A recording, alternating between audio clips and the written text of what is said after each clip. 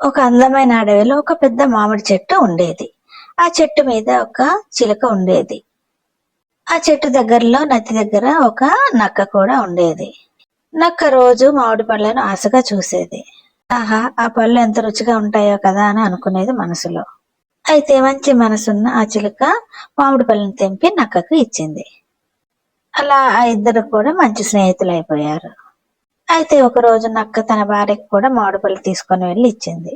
మామిడి పళ్ళు తిన్న నక్క భార్య, ఆ చిలుక ఈ మామిడి పండ్లను తింటుంది కాబట్టి ఆ చిలుక గుండె ఇంకా తీయగా ఉంటుంది కదా, నాకు ఆ చిలుక గుండె కావాలి అని చెప్పింది. నక్క మొదట నిరాకరించింది, కానీ చివరికి అంగీకరించింది. ఒకరోజు నక్క చిలుకతో, నది అవతల మా ఇల్లు ఉంది, నీకు విందు పెట్టాలి, మా ఇంటికి రా అని అంది. అందుకు నమ్మిన చిలుక నక్క వీపు మీద కూర్చుంది. నది మధ్యలోకి వెళ్ళగానే నక్క నిజం చెప్పింది చిలుకకి. అది విన్న చిలుక తెలివిగా, అయ్యో నా గుండె చెట్టు మీదే పెట్టేశాను నక్కనేస్తమా, ముందే చెప్పాలి కదా అని అంది. చిలుక మాటలను నమ్మిన నక్క తిరిగి చెట్టు వద్దకు తీసుకెళ్ళింది చిలుకని.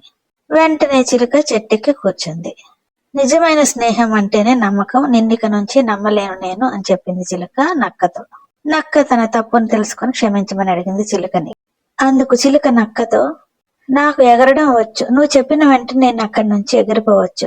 నీకు బుద్ధి చెప్పాలని నువ్వు నన్ను ఎక్కడి నుండి తీసుకువెళ్ళావో అక్కడే నేను నివాసం ఉండే చెట్టు దగ్గరికి తీసుకువచ్చేలా చేశాను నిన్ను. ఇక నుంచి నీలాంటి దుష్టులకు దూరంగా ఉండడమే మంచిది అంది చిలుక నక్కతో.